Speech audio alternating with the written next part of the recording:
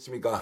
보수 농객의 대표 언론인 금의 조갑재 대표님 모시고 정치 현안 좀 다뤄보겠습니다. 무엇보다도 정리가 되는 듯한 그런 상황이었는데, 자, 부정선거 음모론이 다시 나오고 있고, 이것이 미국까지 전파되어서 한미 간의 공조를 이루고 있다라는 이 충격적인 얘기까지 나오고 있습니다. 이 부분 오늘 조갑재 대표님과 집중적으로 얘기 나누면서 이재명 대통령의 여러 가지 국정운영 상황도 함께 짚어보겠습니다. 어서 오십시오. 예, 안녕하세요. 자, 부정선거 음모론 워낙 어처구니 없는 것이어서 정리정돈이 되어가고 있다고 생각했는데, 요즘 들어서 또 완전 다른 양상을 보이고 있습니다. 맞습니다. 예. 어떤 현상이 지금 벌어지고 있고? 부정선거 음모론은 한국에서는 2020년 4월 당시 미래통합당이 참패를 하고 나서 사전투표에 부정 개표가 있었다는 거짓말을 하면서부터 시작이 됐는데요. 이게 사실은 작년 총선으로 일단락이 되었습니다. 작년 총선에 부정선거 음모론자들이 주장하는 말도 아닌 것까지 받아들여가지고 수검표 과정을 하나 더 도입을 했어요. 그랬더니 2,800만 표를 개표했는데 단 한 표 오차도 없었어요. 딱 끝났습니다. 그런데 작년 12월 3일 윤석열 씨가 비상계엄을 선포를 하면서 그 이유를 하나 든 게 부정선거를 발본색원하겠다. 그래서 선관위에 군대를 투입한 사실이 알려지면서부터 이제 끝난 부정선거 음모론이 무덤에서 다시 살아났습니다. 대통령이 저렇게 하니까 이게 맞는 것 아니냐 하면서 힘을 얻어가지고 한때 작년 12월 올해 1월에는 여론조사를 하면은 국민의 30% 보수 성향의 60%가 이 황당한 거짓말을 믿는 것으로 됐어요. 그러면서부터 다시 이게 정치적 힘을 발휘하고 지금 국민의힘의 당권을 잡은 이 극우파는 거의 대부분이 부정선거 음모론자들입니다. 또는 부정선거 음모론을 비호하는 세력이에요. 그런데 이게 여기서 끝이지 않고 2020년 4월부터 미국 공화당 세력과 이게 연결이 됐어요. 그래서 2020년 11월 대통령 선거에서 현직 대통령 트럼프가 바이든 후보에게 크게 졌어요. 그러니까 부정선거로 졌다. 그 뒤에 외국 세력이 있다라는 똑같은 틀의 부정선거 음모론이 미국에서 퍼졌습니다. 그런데 미국에서 그 세력이 결국은 한국과 비슷한 게 공화당을 장악했어요. 네. 지금 공화당원의 60%가 이 황당한 거짓말을 믿고 있습니다. 그 세력을 대표하는 사람이 트럼프 대통령이에요. 그러다 보니까 트럼프 측근들도 다 부정선거 음모론자들입니다. 최근에 암살된 찰리 커크란 사람이 스탑 더 스틸 운동을 주도한 사람이에요. 네. 스탑 더 스틸은 초도적을 막자는 이야기인데 이번 우리 탄핵 사태 때 스탑 더 스틸이 탄핵 반대 세력의 하나의 캐치프레이즈가 됐잖아요. 그래서 그걸 매개로 해가지고 트럼프 부정선거 음모론 세력, 윤석열 부정선거 음모론 세력이 서로 연계되어 있습니다. 서로 공조를 하고 있어요. 이들이 계속 트럼프 대통령 쪽으로 6월 3일 선거다 부정선거다. 이걸 폭로를 해야 된다라고 정보를 흘리고 결국 그게 효과를 본 게 지난 이재명 대통령과의 정상회담을 앞두고 SNS에다가 느닷없이 트럼프 대통령이 한국에서는 지금 혁명과 숙청이 일어나고 있다라고 말하는 정도까지 이른 거예요. 네, 예. 자, 그러면 이게 실체적 진실이라고 믿고 있는 것입니까? 아니면 이게 사실이 아니지만 정치적 선전 수단으로 매우 유용하기 때문에 우리가 활용하자는 것인지 이게 어떻습니까, 지금? 두 부류인데요. 거기 속아 넘어가는 사람이 많아요. 네. 왜 속느냐 하면은 그게 사람이 이게 이성을 마비시키는 게 마음에 증오심이 들어오면은 이성이 마비돼 버려요. 이거 배운 것하고는 아무 관계가 없습니다. 부정선거 음모론 집회에 가보면은 제일 왕성하게 나오는 세력이 명문고등학교 출신이에요. 네. 거기는 현직 대통령도 있었고, 예? 그리고 황교안 같은 국무총리 출신도 있고, 예. 국정원장 출신도 있고, 국방부 장관 출신도 있고, 이건 지위고하를 막론하고 여기에 넘어갑니다. 여기 넘어가는 사람들은 머리가 나빠서 넘어가는 게 아니고 마음이 나빠서 넘어가는 거예요. 그러니까 이거는 일종의 정신병입니다. 근데 이해가 되지 않지 않습니까? 이게 대한민국의 선거관리제도가 전 세계에서 가장 우수하다는 이야기를 한두 번 하는 게 아닌데, 이게 부정선거 음모론이라는 걸. 그래서 일부에서는 이게 결국 돈벌이 수단으로는 최고다. 계속 이렇게 확산시키면서 뭔가 좀 전염을 시켜놓으면 이제 완벽하게 극우의 이런 테두리 안으로 들어오기 때문에 가장 이제 효과적으로 정말로 코인팔이 하는데 도움이 된다. 뭐 이렇게 얘기하는 분들인데 이것도 일부라고 봐야 돼요. 이거 참 아주 어떻게 보면 아이러니컬한 게 2012년 대선 때 박근혜 대통령이 이기고 나서 이 김어준 씨가 부정선거 음모론을 제일 먼저 제기를 했어요. 예. 그랬을 때 민주당이 이래서는 안 된다. 이거 계속 퍼지면은 사전투표율이 떨어지면 우리가 불리하다 해가지고 일찍이 조기 진화를 했습니다. 네. 그런데 이 부정선거 음모론을 믿는 이 보수 세력은 그런 자정작용이 일어나지 않았어요. 자정작용을 해야 될 사람이 국민의힘이었거든. 국민의힘이 이게 거짓말이라는 걸 제일 먼저 알면서도 눈치 본다고 이걸 키워온 거예요. 네. 키워오다가 결국 부정선거 음모론이 윤석열을 잡아먹은 겁니다. 그리고 지금 보수 세력을 잡아먹고 분열시키고 해가지고 그래서 부정선거 음모론 가지고 돈벌이 하는 뭐 주로 유튜브인데 돈벌이 하는 사람들 부정선거 음모론이 거짓말인 줄 알면서도 거기에 동조해가지고 키운 사람들이 다 공범 집단이에요. 예. 그 세력이 국민의힘의 주류가 되어버리고 말았습니다. 예. 그래서 국민의힘이 컬트당, 극우 컬트당이 되어버린 거거든요. 근데 여기에 하나가 더 있어요. 보통 극우라고 하면은 세계 어느 나라든지 이 내셔널리스트가 많아요. 국가주의자가 많아요. 그런데 한국의 이 극우는 사대주의자입니다. 즉, 트럼프 편을 들어요. 트럼프, 최근에 이 부정선거 음모론자들, 극우들이 하는 이야기 중에서 조지아주에서 한국인들을 수백 명 끌고 간 데 대해서 놀랍게도 트럼프를 옹호하는 거예요. 트럼프가 잘했다는 거예요. 왜냐? 이런 시나리오를 씁니다. 거기 400명 중에서 한국 사람 300여 명은 그게 중국의 조종을 받는 사람들이다. 그러니까 트럼프가 안보를 위해서 잡아간 거니까 잘한 거다. 이런 논리예요. 야. 이 정도면은 이거는 부정선거 음모론자들은 사대주의자가 아니라 매국노 아닙니까? 매국노. 예, 예. 아니, 스탑 더 스틸. 예. 스탑 더 스틸이라는 구호를 많이 보셨죠? 그죠? 많이 봤습니다. 이제 제가 때마다 이렇게 이제 그 문제의 심각성을 예. 아무도 지적 안 하는 거예요. 네. 스탑 더 스틸은 우리나라 선거관리제도는 완전히 바나나 공화국 정도다. 그러니까 부정선거를 저지르는 나라다. 대한민국은 표도적 국가다라고 세계 만방에 선전하는 것이고 그걸 외신 기자들이 찍어가지고 집중적으로 날렸잖아요. 네. 그게 문제는 트럼프가 만든 것 아닙니까? 트럼프 진영에서 만든 것 아닙니까? 이번에 암살된 찰리 커크라는 사람이 스탑 더 스틸 운동을 주도한 사람이에요. 그렇다면은 이건 사대주의, 노예 근성, 내국노라고 봐도 과한 말이 아니잖아요. 그리고 국가주의도 아니고 민족주의는 더더욱 아니고 아니죠. 4대 매국주의, 매국노 집단이다. 라고 이렇게 이제 혹평을 하셨는데 이런 정도 상황이면 보수 언론이 좀 나서서 야 이거 아니야 아닌 건 아니고 맞는 거 맞고 구분 좀 해줘야 하는데 조선일보까지 나서가지고 그러니까 이게 부추긴다. 제가 이야기하는 게 부정선거 음모론에 접수가 되면은 좀비가 돼버려가지고 이상한 행동을 하게 되는데 그게 바로 보수 언론입니다.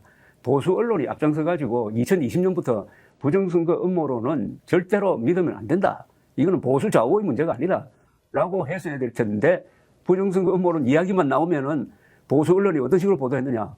황당한 거짓말을 하는 사람의 비중을 50%, 그것이 아니라고 반박하는 사람의 비중을 50%, 50대 50% 붙여버린 거예요. 네. 그러니까 해가 동쪽에서 뜨느냐, 해가 저쪽에서 뜨느냐로 주장하는 걸 같은 급으로 놓고 우리는 판단을 안 하겠다. 이렇게 되니까 부정선거 음모론이 더 기승을 발휘한 거고. 하나 기억나시는지 모르겠는데, 지난 탄핵 사태 때 갑자기 전한길 같은 사람이 나오니까 국민의힘 지도층이 어떻게 했습니까? 네. 저 사람은 거짓말하는 사람이니까 이렇게 오지 말라고 해야 될 텐데 그 사람은 국회로 끌어들여가지고 계몽령을 가르쳐 주어서 고맙다고 하는 사람도 있는가 하면 네. 이 영혼이 팔려버린 거예요. 근데 그것이 어떤 식으로든 본인들의 정치적 입지를 구축하는데 돌파구가 될 수 있다라고 생각은 하고 있습니까? 믿는 사람이 많으니까. 부정선거 음모론을 믿는 사람은 결속력이 강해요. 네. 그건 표가 되는 거 아닙니까? 이번에 장동혁 씨가 대표가 될 수 있었던 힘은 부정선거 음모론 도움을 결정적으로 받은 것 아닙니까? 네. 표가 되니까요. 그건 미국도 마찬가지입니다. 네. 미국도 공화당의 60%가 부정선거 음모론이라는 황당한 거짓말을 믿게 된 거예요. 네. 아니, 공화당이 어떤 정당입니까? 공화당이 네. 만들어진 과정에서 보면은 19세기에 흑인 노예제에 반대한 사람들이 모여가지고 공화당을 만들었거든요. 노예 해방 뭘 주도했던 사람이 가지고 첫 대통령이 링컨 예. 아닙니까? 예, 예. 아니 링컨을 뽑은 공화당이 예. 어떻게 트럼프와 같은 이 페류나 비슷한 거짓말쟁이를 예. 뽑습니까? 이게 부정선거 음모론이 무섭다는 겁니다. 예. 음모론이 얼마나 무서운지를 미국과 한국에서 지금 보여주고 있어요. 근데 미국은 어쨌든 주류가 되어서 정권을 잡기도 했지만 그렇죠. 한국에서 지금 소위 말하는 이렇게 선거 부정론을 들고 나오는 사람들이 오히려 더 국민들로부터 배척받고 또 한쪽으로 몰려있고 지지층들은 훨씬 더 크기가 줄어들어 있지 않습니까? 근데 그것은 미국과 대한민국이 같은 길로 갈 수가 없다는 것을 또 보여주는 것이기도 한데 어떻습니까? 부정선거 음모론은 예. 이 보수 진영의 문제예요. 예. 좌파 또는 진보 진영에서는 부정선거 음모론이 없어요. 거기는 또 다른 문제, 또 다른 그 어떤 계급 투쟁론이라든지 이 좌경 사상이 거기 있는 거고 이 두 사상이 문제인데 해방 이후에 한국에 들어온 문제적 그 사고 중에서 하나는 계급 투쟁론 그리고 하나는 부정선거 음모론인데 그 피해가 각각 진영에 이렇게 국한돼 있어요. 그래서 이 부정선거 음모론은 한국의 좌파 진영을 타격하는 게 아니고 한국의 보수 진영을 타격을 하고 있습니다. 네. 보수를 분열시키고 있습니다. 그러니까 어떤 점에서는 민주당 세력은 이 문제에 대해서 속으로 웃으면서 뭐 표정 관리하고 있는 표정 관리하고 있는 것이고 그것과 연계되어 있는지 모르겠는데 이번 특검 있잖아요. 예. 내란 특검이 부정선거 음모론을 수사를 안 해요. 이거 수사해야 되거든요. 예. 계엄 이후의 반이 부정선거 음모 아닙니까? 그럼 이걸 주장한 사람들은 거의 고의성이 있다든지 그다음에 그걸 가지고 돈벌이를 했다든지 하면은 이것은 형사 처벌을 해야 됩니다. 그런데 안 하고 있잖아요. 자, 이런 문제가 이제 결국 보수 진영이 정치 세력으로서 국민들에게 선택받기 어려운 일종의 완전히 이제 외딴 길로 지금 가고 있다고 우리가 평가할 수 있는 것이죠. 부정선거 음모론을 정리하지 못하면은 한국의 보수는 재디 불가능입니다. 재기 불가능이다. 집권 절대 못합니다. 지금 현재 느낌은 어떻습니까? 이게 재기 가능한 정도로 내부에서 자정이 좀 일어날 가능성이 있습니까? 어떻습니까? 지금 현재로는 보수 세력 안에서만 들여다보면은 아주 어려워요. 왜냐하면 국민의힘이 부정선거 음모론자들이 당권을 잡았거든요. 예. 거기에 반대하는 사람이 한동훈 세력이라고. 한동훈 세력이 또 배신자 프레임에 엮여가지고 지금 힘을 잃고 있잖아요. 예. 그 다음에 개혁신당이 부정선거에 대해서 가장 열심히 싸웠던 사람들이지.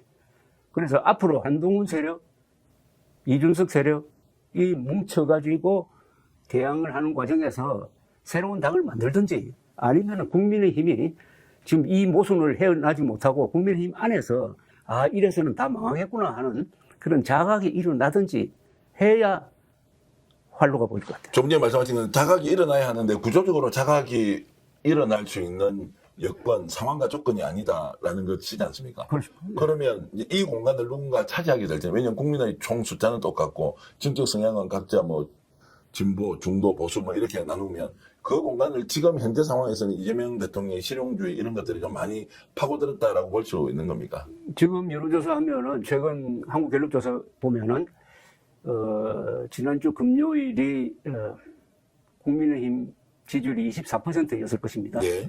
근데 보수의 딱 절반만 국민의힘 지지더라고. 그 나머지 50%는 어디로 갔느냐 하면 그 중에 한 20%가 민주당 지지로 돌아버렸어요. 네. 그다음 나머지 30%는 뭐 지지 정당 없다든지 뭐 또는 개혁신당 지지 이렇게 돼 있다고요. 예, 예. 그러니까 보수가 정확하게 양분되어 버렸습니다. 네. 이거는 부정선거 음모론 때문입니다. 예. 그러면 이제 소수정당으로 전락할 수밖에 없는 상황에서 민주당이 예를 들어서 포션을 비율을 그러면 뭐 70%, 뭐 60%, 70% 이렇게 가져갈 수가 없지 않습니까? 여기에서 정계 개편이 촉발될 수 있는 가능성이 가능성이 있죠. 있는 것이죠. 그렇죠. 그러니까 제대로 된 보수 정당이 만들어지면은 그 이탈한 50%는 먹게 되겠죠. 예. 예. 그러면은 국민의힘은 지금 뭐 실제로 당 다섯만 하더라도 뭐 수천을 건다 이런 이야기가 있어서 그 돈 때문에라도 당은 분열 못한다고 하는데 보수 정당을 새롭게 만들어서 주도할 만한 세력은 있어 보입니까? 이준석 대표도 좀 약해 보이고 한동훈도 현실적 한계가 그러나 현실적으로는 예. 이 정치라는 게 비스마르크의 말을 빌리면은 가능성의 예술이라고 그러는 거거든요. 가능한 범위 안에서 대책을 마련해야 되는데 그렇다면은 12.3 비상계엄에 반대하고 부정선거 음모론에 반대했던 사람들이 뭉치는 게 그 정답이죠. 그 뭉치는데 가장 중요한 역할을 할 사람은 한동훈, 이준석 두 사람이에요. 예, 예. 두 사람. 그러나 얼마나 따라오느냐.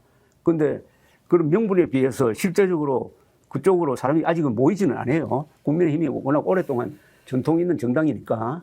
그러나 이게 선거를 앞두고, 근데 지방선거, 또 그다음에 총선을 앞두고는 그런 재구성이 불가피할 거다. 이렇게 저는 봅니다. 그러면 결국 이제 지방선거 때는 이걸 가지고 견주어서 할 수 있는지 없는지 가능성에 대한 이제 판단이 시험대에 오를 것이고 그렇죠. 실제 이제 총선 정도 가야 이게 이제 어떤 식으로 좀 그렇죠. 재편될 가능성이 맞습니다. 있다라고 이제 볼 수밖에 없는 것이죠. 그렇죠. 총선은 아직도 멀었고 하니까. 자, 그러면 앞으로 이제 1년 뒤에 지방선거, 3년 뒤에 총선이라면 이재명 대통령 민주당 집권 여당이 거의 독주하는 체제로 갈 수밖에 없다라고 우리가 단정을 할 수도 있겠는데요. 대통령과 민주당이 큰 실수를 하지 않으면. 예. 근데 요사이 큰 실수를 해가지고 오히려 이 보수 진영을 단결시키는 면이 있어요. 네. 요사이 보면은 사법부를 압박한다든지 대법원장을 압박한다든지 하는 게 쟁점이 되니까 흩어졌던 보수가 그 문제에 관해서는 같은 목소리를 내고 있어요. 네. 개혁신당과 국민의 힘과 보수 언론이 같은 목소리를 내고 있어요. 그것은 다시 좌우 대결 구도로 가고 있다는 거죠. 네. 그 문제에 관해서만 본다면. 자연스럽게 이제 주제가 지금 뭐 사법부 문제 나왔으니까 바로 네. 좀 가보겠습니다. 직계 문제를 해결하지 못하는 조희대 대법원장을 국민들이 용납할 수 없다라고 하는 문제 제기에 대해서는 동의하십니까? 직계 재판부가 불공정하다. 그게 참, 저는요, 예.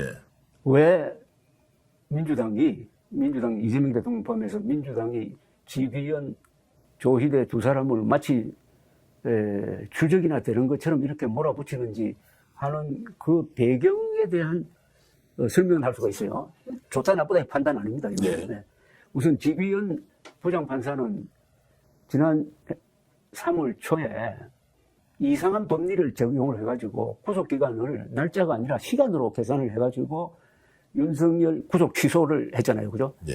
그게 얼마나 충격이었습니까? 맞습니다. 윤석열 씨를 구속시키는데 한 2달 동안 온 나라가 분열돼가지고 했는데 아무런 법적 고단 없이, 법리적 정당성 없이 풀어줘버린 거예요. 네. 충격이죠. 더구나 탄핵 심판을 앞두고 그때 이재명 민주당뿐만 아니라 여러 사람들이 충격을 받았습니다. 이걸로 해가지고 판이 뒤집어지는 건 아니냐. 그런데 여기에다가 플러스 당시 검찰총장이 즉시 항고를 해야 될 텐데 즉시 항고를 안 했잖아요. 네. 그래서 사실은 검찰총장과 지휘원 부장판사가 합작을 해가지고 내란 수괴 혐의자를 풀어줘 버린 거예요. 여기에 대한 어떤 저는 복수심 내지 분노가 있다고 봅니다. 그런데 그 자체를 비판하는 건 정당한 거 아닙니까? 물론 복수심이. 비판했죠. 예. 저도 비판했고 예. 난 그 실시간으로 비판을 했습니다. 예, 예. 그거는 거기에 대해서는 사실은 대법원이 또는 검찰총장이 어떤 명확한 입장 설명이 있었어야 예, 되고, 예. 그다음 이게 이제 특검 사안인지 모르겠습니다. 이게 특검 사안이 될지 안 될지 모르겠는데, 그다음 두 번째는 5월 1일 그때 공직선거법 위반으로 이재명 당시 후보에 대한 전원 합의체 판결이 나왔습니다. 예, 예. 판결 전에는 대충 어떤 계산을 했느냐 하면은 2심 판결대로 이게 상고 기각이 되겠구나. 네. 해가지고 무죄가 확정되겠구나 하는 생각을 했어요. 그런데 그날 중계방송 하는데 쭉 듣고 있으니까 조희대 대법원장이 상당히 어떤 단호한 의지를 보이더라고요. 네. 쭉 그 판결문을 읽어가는데 저런 논리라면은 자파를 하겠다. 아니 대법원이 바로 판결을 내려버리겠다. 예, 예. 즉 유죄 판결 나오겠구나. 그럼 끝나는 겁니다. 네. 그렇게 했는데 마지막에 가서는 그게 아니고 파기환송이더라고. 파기환송. 그래서 이건 뭐지? 결론은 왜 저렇게 나오지? 하는 그런 생각을 했는데 결국 그건 뭐냐면은 그러니까 자판을 할 용기가 없었으면은 그 재판 안 했어야 됩니다. 네. 예. 안 하고 문제를 더 복잡하게 만들어 버렸잖아요.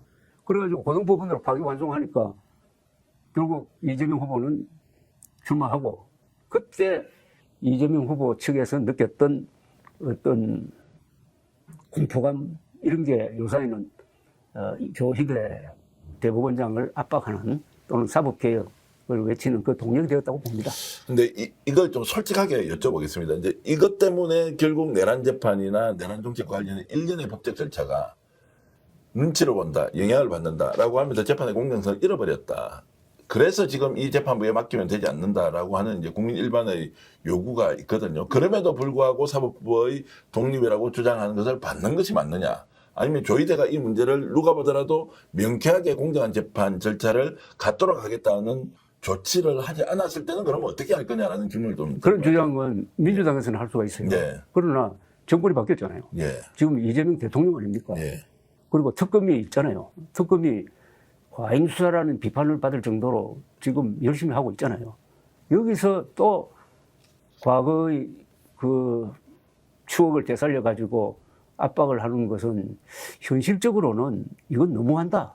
그리고 거기서 내세울 논리가 있어야 되거든요. 예. 이런 문제는 범죄도 있고 논리도 있어야 되는데 선출된 권력이, 즉 대통령과 국회라는 선출된 권력이 임명된 권력보다 더 강하니까 대법원장도 사퇴시킬 수 있다라고 말하는 순간부터 함정에 빠져버린 거예요. 그 논리가 안 맞거든요. 네.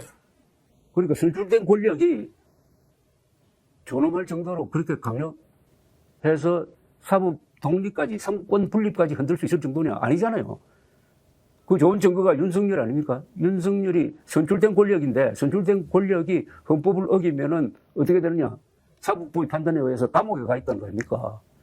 그리고 선출된 권력도 헌법을 어기면 감옥에 간다는 것을 윤석열이 잘 보여주고 있는데 계속 선출된 권력이 헌법 위에 있는 것처럼 이야기를 하니까 지금 반격을 받고 있다고 봅니다. 그 부분은 좀 논리적으로 제가 좀 여쭤보겠습니다. 그러면 선출된 권력이라는 것이 결국 국회에서 입법의 과정에 대해서는 인정을 해야 된다는 것이지 않습니까? 그러면 입법을 통해서 사법부를 통제한다, 통제하지 않는다라고 하는 것은 국회 고유 권한으로 인정해야 되는 거 아닙니까? 그런데 이게 우리가 민주주의 국가의 핵심은 상권 분립이잖아요. 예. 상권 분립의 역사는 오래됩니다. 이건 서양에서 발달된 개념인데 18세기 영국에서는 상권 분립이 아니고 이권 분립을 주장을 했는데 몽테스큐라는 프랑스 철학자가 발전시킨 개념이 상권 분립, 행정권, 입법권, 사법권을 분리해야 된다. 그렇게 해야 독재로 가지 않는다는 거였어요. 그런데 이게 실천된 것은 미국입니다. 미국의 독립 과정을 보면은 프랑스가 미국을 많이 도왔어요. 그래서 프랑스의 사상이 미국 헌법에 많이 들어가는데 그게 바로 상권 분립입니다. 상권 분립의 최초 정부는 미국이에요. 그런데 미국은 독립할 과정에서 왕정으로 갈 거냐, 공화국으로 갈 거냐를 가지고 많은 논의가 있었는데 결국 공화국으로 가기로 했어요. 그러면서 대통령이 독재하는 것을 반드시 막아야 한다 하는 여러 가지 장치를 둔 것 중에서 제일 중요한 게 상권 분립이었어요. 네. 그리고 언론 자유. 네. 두 가지가 가장 큰 건데 그게 바로 우리나라 헌법에 들어온 겁니다. 그래서 상권 분립이 무너지면은 그 적시로 독재로 가는 거예요. 그러니까 상권 분립은 간단하죠. 세 권력이 서로 견제를 해야 국민의 자유와 권리를 지킬 수 있다는 거거든요. 네. 그 제도입니다.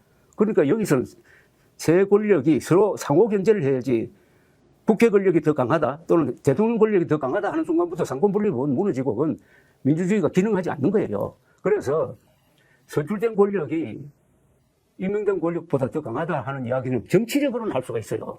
선거에 나가서는 할 수 있어. 네. 그러나 그걸 가지고 실천에 옮기는 순간부터 그건 독재로 가는 겁니다. 자, 그러면 이제 직연재판부를 현실적으로 어떻게 해야 됩니까? 그러면은, 자, 저희들 대부분 이제 이대로 두고 그냥 재판 계속 하겠다. 윤석열 출석 거부하고 있는데도 강제 구인도 하지 않겠다라고 하는 것은 직연이 1심 재판 끝날 때까지는 독립성을 인정하면서 지켜보는 수밖에 없느냐? 지금 재판 진행은 뭐 법에 맞춰서 지금 재판하고 있는 거 아닙니까? 예. 법에 맞춰서 재판하고 있잖아요. 박근혜 전 대통령도 그래서 재판했잖아요. 그래서 뭐 어떤 판결이 나오는 걸 봐야지.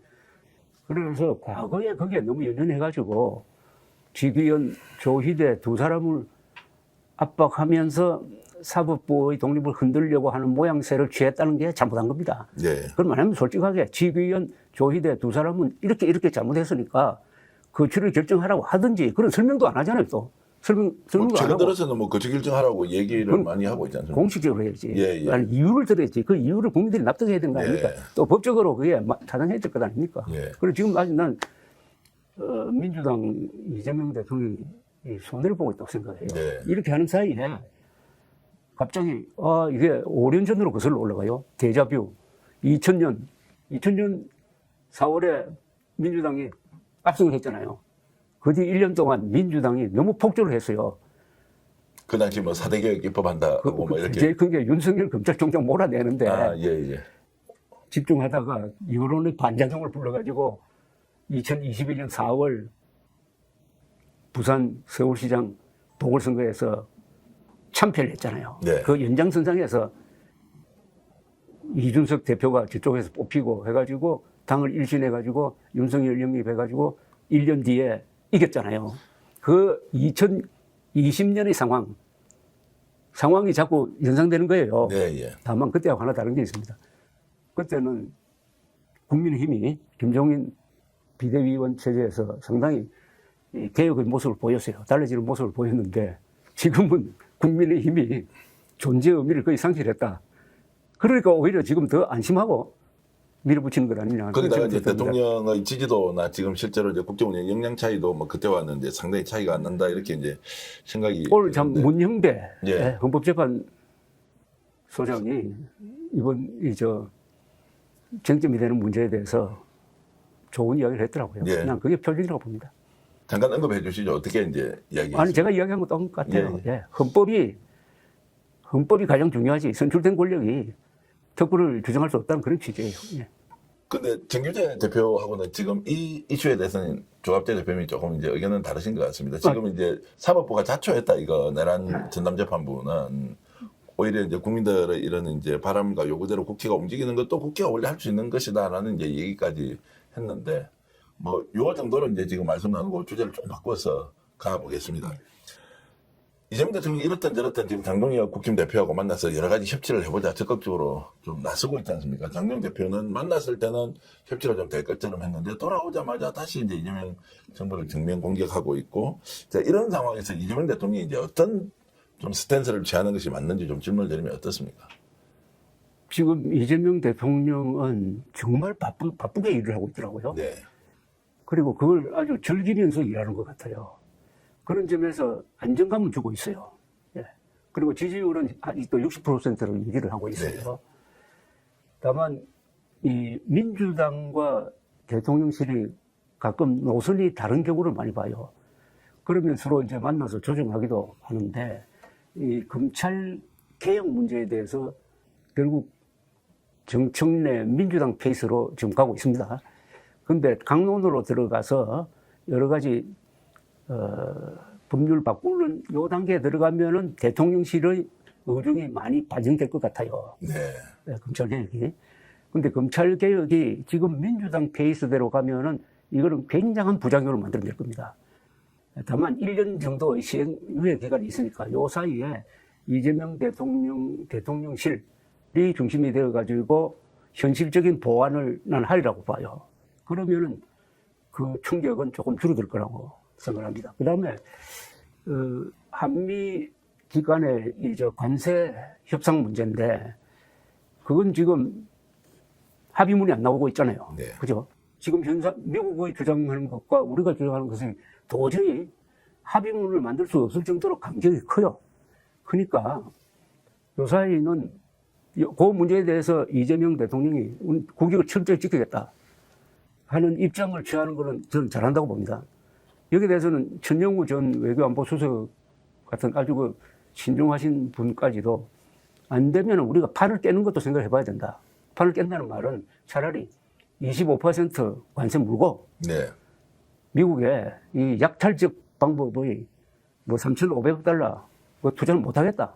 차라리 이렇게 하는 게 좋지 않느냐 하는 그런 이야기까지 하더라고요. 그래서 이 문제에 대해서 이재명 대통령이 국익을 지키기 위해서 노력하는 모습은 상당히 저는 높게 평가하고 네. 이 문제에 대해서는 좌우 가리지 않고 이재명 대통령의 그 외교적 입장을 저는 지지해야 된다고 봅니다. 네. 그리고 지금 민주당이 이 문제뿐만 아니라 이 사법부 압박뿐만 아니라 독립기념관 관장 몰아내는 그런 쓰잘데없는 데까지 신경을 써가지고 다시 좌우 대결 구도를 재현하려고 하는 그것은 이재명 대통령도 바라지 않을 것이고 결국은 이재명 대통령의 지지율, 민주당 지지율을 끌어내린다고 봅니다.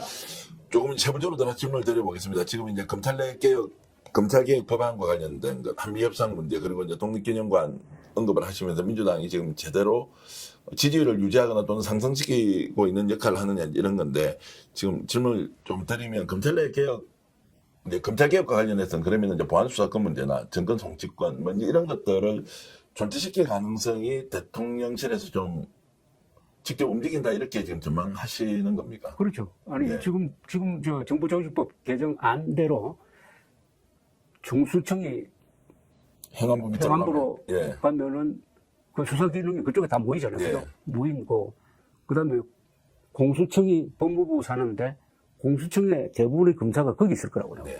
검사들 중에 중수청으로 관리하는 사람이 매우 적을 거라고. 그럼 그 인력이 2,000명이 넘잖아요. 한국의 검사들이 2,000명이 넘는 사람들이 가지고 있는 77년 동안 이어져 온 수사 노하우가 있잖아요. 중요한 수사는 검찰이 했잖아요. 그리고 경찰이 할 수 없는 수사가 있잖아요. 정치인 수사, 기업인 수사, 지능범죄 수사, 옛날 기준으로는 마약 수사, 조폭 수사, 이런 것은 좀 기술이 필요한 수사 역량은 검사들이 있다고. 그럼 이 기능이 사장되는 것 아닙니까? 네. 이게 경찰로 고스란히 넘어가면 오히려 좋겠는데, 그러면은 이 수사 기능이 살아 있어야 된다 이거예요. 어떤 식으로 살아 있느냐 하는 것은 지금 직접 수사를 못하게 했으니까 경찰이 잘못된 수사가 해 왔을 때 그걸 다시 수사를 하라든지, 그 이제 보안수사 요구권. 보안 수사이기도 하고 약간 수사 지휘권적인 면도 있어요. 예, 예. 그러니까 저는 수사 지휘권을 부활시키는 게 맞다고 생각해요. 보안 수사 정도로는 안 되고. 수사 지휘권을 가지고 직접 수사는 하지 않는 그렇죠. 정도의 그렇죠. 이제 중간 예. 사실은 그것도 지금 제일 문제가 되는 게 특수수사, 정치수사 아닙니까? 특수수사가 문제였지. 다른 수사에서 검사들이 말썽 일으킨 게 뭐가 있어요. 네. 근데 특수수사는 그게 투입되는 인원으로 이야기한다면 10%도 안 된다고. 10%의 문제를 가지고 10%의 그 암세포가 있으면 그것만 딱 도려내면 되지. 10%를 없애려고 90%를 다 도려내버리는 게 지금 난폭한 그것 아닙니까? 그래서 수사 지휘권이 부활되든지 강력한 수사 보안권이 되고 해가지고 이게 균형이 맞춰져야 돼요. 네. 요게 현실적으로는 그래도 타협안이 될 거예요. 근데 그 생각은 대통령과 정부가 하고 있다고 봅니다. 그래서 그 TF 결정할 때 거의 민주당을 배제하기로 했잖아요. 자, 그래서 이제 이 문제는 결국 이제 국민들이 어떻게 판단을 할 것이냐의 문제로 좀 이제 일단 넘기면서 한미협상 같은 경우에는 조금 전에 언급하셨던 것, 아예 그냥 판을 깨버리자라고 이제 하셨는데 이 말은 판을 깨버리자는 게 아니라 판을 깨버리겠다는 각오를 카드를 이제 가지고 있어요. 가지고 예. 있자. 이제 카드가 있어야 협상을 강하게 할 수 예, 있잖아요. 우리 언제까지 물러나느냐 이거지. 자, 그러면 이제 거기서 실제로 25% 관세를 물리면 일부에서 나오는 얘기가 차라리 이게 국가에서 보조를 하고 3,500달러 투자하지 말고 그 우리나라에서 예산으로 직접 미국에 수출하는 기업에 현금 지원을 그런 하자는, 방법도 있죠. 예, 그러면서 장기전에 대비하자 이런 이야기도 하는데 그것도 좀 동의를 하십니까? 3,500억 달러를 지금 미국이 원하는 걸 가만 들어보면 거의 현금으로 달라는 거 아닙니까? 예, 예. 그죠? 아니, 우리가 지금 외환보유 고가 4천억 달러인데 거의 3,500억 달러를 조달하다가는 환율이 어떻게 되냐 이거예요. 예. 그래서 우리 정부에서 그러면은 스와핑 하자. 예, 예. 예. 무제한 스와핑 하자. 예. 그러면은, 부도는 안 나잖아요. 그죠? 예, 예. 그것까지 요구하고 있다는 겁니다. 자, 그거는 미국에 받아들일 것 같습니까? 모르겠어요. 그건 저는 모르겠어요. 예, 그게 이제 받아들이면 극적으로 오히려 무제한 통화 스와핑을 통해서 외환위기가 올 가능성이 없도록 만드는 거. 없도록 만드는 그도 여러 가지 이제 우리가 요구 사항 중에 하나겠죠. 예, 그 나머지도 이제 많을 텐데 그런 거는 당연히 받아줘야 되는 건 아닙니까? 예. 근데 일본은 우리하고 좀 다른 게 일본은 예엔이 하나의 기초 통화가 돼 있으니까 부도날 염려도 없고 뭐 외환 보유고가 1조 달러 넘고 하니까 그래서 일본은 그 문서 합의한 거 보면은 미국 요구에 상당히 좀 굴복한 것처럼 보여지기도 하는데 하여튼 우리가 이참에 한미 관계를 여러 측면에서 전략적인 면에서 한번 재검토할 단계가 이제 왔다 하는 생각이 들고 그것은 트럼프 대통령이 일회성이 아니고 앞으로 저런 정권이 바뀌더라도 저런 성향이 계속될 거라고 본다면은 우리가 이 시점에서 냉정하게 국익을 중심에 놓고 실용적인 어떤 리뷰를 한번 해봐야 되는 그런 전환점에 왔다고 생각합니다. 자주권을 더 강조해야 된다는 쪽입니까? 동맹은 유지하되 지금 저런 미국과는 우리가 국익적 차원에서 어떤 식으로든 재설정이라는 말은 이제 전반적으로 좋은 말씀이지만 구체적으로 이제 들어가면 어떻게 우선 이제 트럼프 대통령이 앞으로 저 노령에 예. 저런 식으로 계속할 수 있느냐에 대해서 여러 가지 시나리오를 갖고 있어야 되겠죠. 내년 중간선거에서 참패할지도 모르잖아요. 네. 그러면 급속도로 힘을 잃을 거라고. 또 저 사람은 앞으로 다시 세 번째 나올 수는 없는 사람 아닙니까? 네. 그럼 레임덕이 그때 오는 거고 그때까지 참을 거냐 하는 생각 그걸 또 하나일 것이고 그렇더라도 미국에서 지금 불이 붙은 백인 우월주의 사실은 트럼프가 극우 세력이 된 거 아닙니까? 부정선거 음모론과 네. 인종주의적 선동을 하면은 이게 극우 세력이거든요. 네. 그리고 반이민 정책. 그러니까 극우 세력, 미국이 극우 세력 된다는 것은 제국주의 시절로 돌아간다는 이야기거든. 그러니까 지금 전 세계를 상대로 어떻게 보면 뜯어먹고 있는 것 아닙니까? 뜯어먹으려는 거 아닙니까? 관세라는 걸 가지고. 네. 이렇게 해서 세계 무역 질서를 완전히 흔드는데 그래서 미국이라는 나라에 대한 한국 사람들의 어떤 재인식이 필요하다고 생각합니다. 네. 재인식. 그 다음에 그런 상황에서 한국이 어떤 카드를 갖고 있느냐. 자각놀이, 그죠? 자각놀이. 네. 그래도 한국이 이렇게 지금 이재명 대통령이 불종하지 않고 버틸 수 있는 힘이 있는 거 아닙니까? 네. 그 힘이 어디서 나왔습니까? 우선 평택 미군기지. 세계에서 가장 큰 평택 미군기지가 중국 코앞에 있다는 거. 이것은 우리의 카드죠, 사실은. 그리고 박정희 대통령이 욕을 먹어가면서 유신시대에 발전시킨 중화공업, 거기 안에 있었던 조선, 방산, 첨단 제조, 이게 우리의 지금 카드가 되고 있지 않습니까? 네. 다만 여기서 아까 부정선거 음모론처럼 이런 트럼프에게 굴종하는 사대주의적 노예 근성을 가진 집단이면은 이 사람들은 미국과 한국의 국익 문제가 생기면 미국 편을 들 거라고. 네. 그 말은 한국의 내부 통합이 절실하다. 이거죠. 외교를 잘하려면 국내 정치가 결속을 해야지. 자주권이라는 말씀은 좀 더 제가 좀 확장시켜 보면 전자권도 아예 가져와서 그냥 우리 국방 우리가 지키자, 안보 책임지자 이렇게 할 수도 있을 것 같습니다. 전자권 문제가 처음 제대로 제기된 게 노무현 정부 때입니다. 네. 그게 벌써 20년이 지났어요. 그때 전자권을 이 환수란 말은 성립이 안 됩니다. 지금 있는 것도 50대 50이에요. 네. 우리도 전시 작전권에 대해서 권한을 50% 갖고 있습니다. 그 자꾸 이걸 환수라는 표현을 하는데 환수란 말은 우리가 없는데 빼앗겠다는 그런 의미가 있는데 그게 아니고요. 이 연합사 제도는 아주 좋은 제도예요. 네. 최종적인 연합사 지휘권을 누가 갖고 있느냐 하면 두 대통령이 갖고 있습니다. 미국 대통령, 한국 대통령이 50대 50으로 갖고 있는 거예요. 이 미국이 독점하고 있는 게 아닙니다. 다만 경쟁을 지휘하는 연합사령관은 미군 장성으로 보호한다. 그렇게 되어 있다고요. 그래서 이걸 실용적으로 접근하면은 사실 별 문제가 없어요. 그런데 여기에 한국 장성들이나 한국군이 이렇게 되면 미국에 의존적으로 돼요. 네. 의존적으로. 그러다가 보니까 야성이 한국군이, 한국 국민도 마찬가지로 자주국방은 말뿐이고 핵 문제까지도 미국이 다 해결해 주겠지. 이렇게 돼버린 겁니다. 자주국방을 포기해버린 거예요. 네. 자주국방을 포기하는 이유는 보통 한 가지입니다. 돈이 없어서 도저히 자주국방을 할 능력이 없다 그러면은 미국에 의존할 수 있어요. 근데 우리나라는 그런 나라 아니잖아요. 그런데도 자주국방을 미국에 넘기고 핵 문제 뭐 미국이 알아서 해주겠지.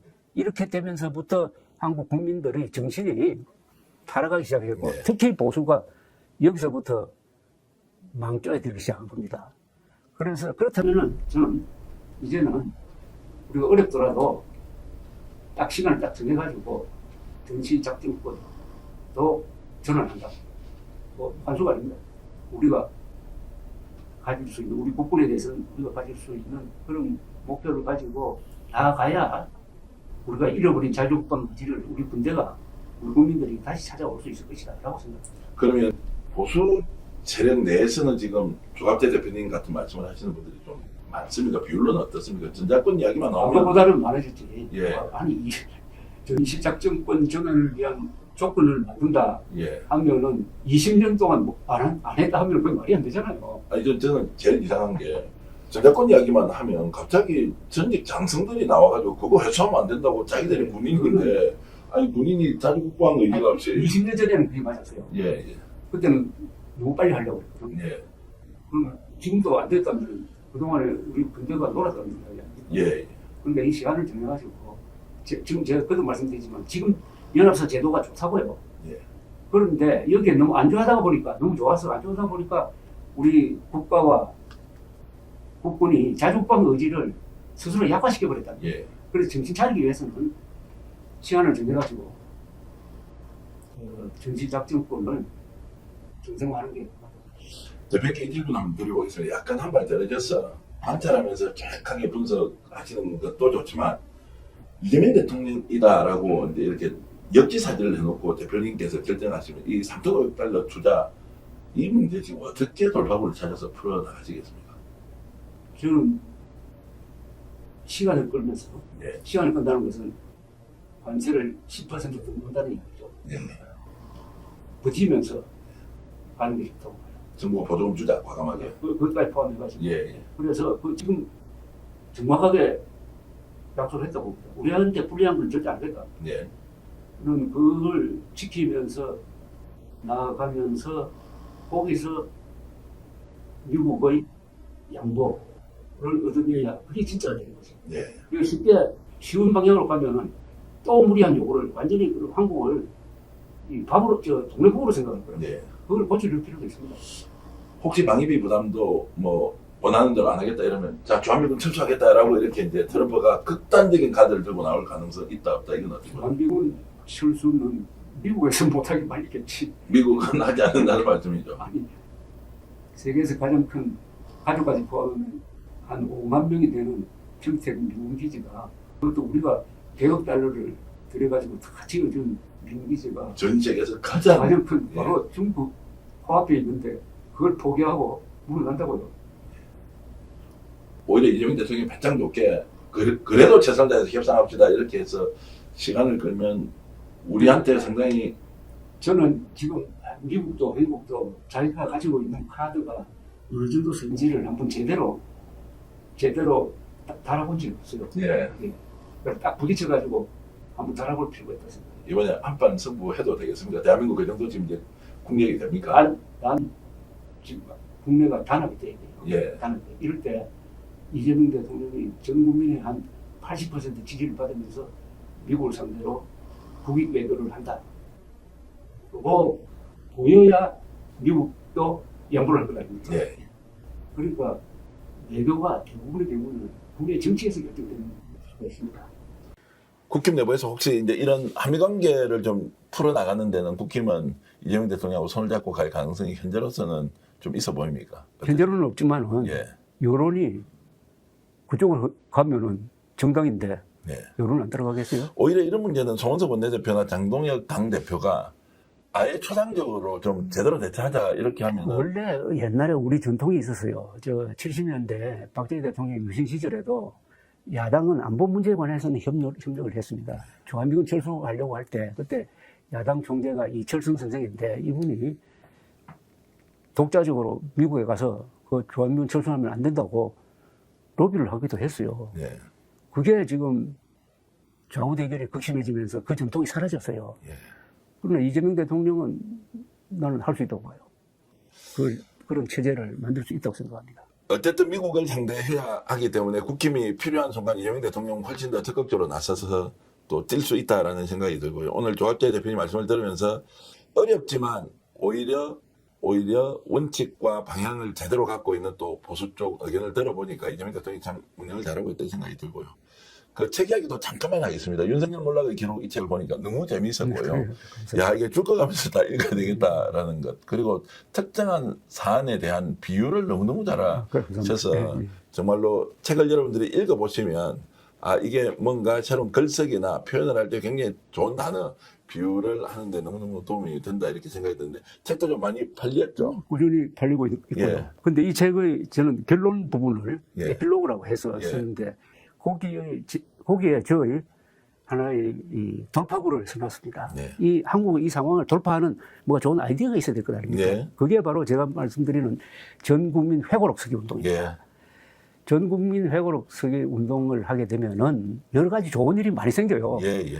그리고 전국민 회고록 쓰기 운동을 해가지고 근데 100만 명이 회고록을 쓴다면은 그 데이터는 세계에서 가장 큰 자료가 됩니다. 예. 그게 AI하고 연결시키고 그리고 회고록을 쓰는 그 순간부터 사람들이 겸손해져요. 감사하게 돼요. 그 운동이 전 국민적으로 펼치면 국민들이 분위기가 달라집니다. 네. 또 회고록을 할아버지가 쓴다면은 그 아들도 도와주고 손자도 도와줄 거 아닙니까? 이런 게 연결이 되고 그다음에 이게 또 출판과 연결이 되고 네. 도서관 운동과도 연결이 되어서 좋은 일들이 많이 일어나는데 이것은 국가 주도라기보다는 민간인들이 해야 돼요. 밑에서부터 일어나야 돼요. 그래서 저는 이 방송을 듣는 분부터 특히 퇴직하신 분들은 시간이 많으실 테니까 퇴직하고 나서 돌아가실 때까지 무슨 일을 제일 먼저 할 거냐 하는 것은 1번을 회고록 쓰는데 두어야 됩니다. 지난번에 이렇게 인터뷰를 네. 하고요. 네. 실제로 강원도 평창에서 도서관을 20년 전부터 하셨던 분이 연락이 왔습니다. 예. 아, 여기에 꼭 참여를 하고 싶고 자기가 주도하고 싶다는 거예요. 그래서 기획서를 한 10페이지짜리 A4 저한테 좀 보내주세요. 보내드리기도 하고요. 그래서 이걸 이제 국민운동을 어떻게 좀 이렇게 발전시킬 거냐. 꼭 조갑재 대표님 한번 만나게 해달라. 좋습니다. 예. 그리고 또 다른 한 분도 연락이 왔는데 회고록 쓰기 운동 나서겠다도 있었고요. 더 놀라운 게 있습니다. 예. 한자 쓰기 운동을 하는데 좋습니다. 인천에 계신 또 전직 기자 예. 출신 예. 52년생 뭐 이렇게 말씀하시는데 이 여러분도 연락이 와서 조갑재 대표님이 하는 그 운동이라면 본인이 모든 것을 바쳐서 한번 해보고 싶은데 이걸 지금 조갑재 대표님과 서픽스가 운동으로 좀 발전시킬 수 있는 게 있다면 좋겠다라고 한번 만들어보십시오. 하셔서 예. 그렇게 해서 이제 좀 더 기획을 하고 평창에서 이렇게 이제 보내주신 분의 의견도 제가 이제 잘 새겨서 하고 이 회고록 쓰기 운동에 또 참여하고 싶으신 분은 제가 휴대폰 번호를 공용폰이 제가 업무용폰이 있는데 010-8596-0073 한자 쓰기 운동과 그리고 회고록 쓰기 운동 이거 제대로 해보자라고 하면 이제 민간에서 좀 폭넓게 자발적으로 자원봉사처럼 참여할 필요가 있을 것 같은데 그런 과정의 아이디어에 이제 인터뷰 나오고 나니까 반응이 와서 굉장히 제가 이제 기쁘게 받아들였는데 회고록을 안 쓰면 말이죠. 예. 회고록을 안 쓰면 이 세상을 허산 겁니다. 예, 이 세상을 살았다는 기록은 기록으로 남아야 돼요. 네, 그러니까 인생을 정리를 할 때 뭐 남겨둬야 되는데 회고록 쓰고 더구나 그 회고록 쓴 회고록이 책으로만 나오는 게 아니라 네. 국가에서 그 자료를 다 모아가지고 국가 자료로 보관한다 이겁니다. 그러면은 국가 기록이 되는 것 아닙니까? 예, 그걸 AI로 다 믹싱을 해서 그렇죠. 최적의 또 쉽게 말하면 왕조실록에 자기 이름이 올라가는 것처럼 예. 팔만 대장경에 이름이 올라가는 것과 마찬가지인 전국민 회고록을 써서 나의 존재 증명을 남기자 이거지.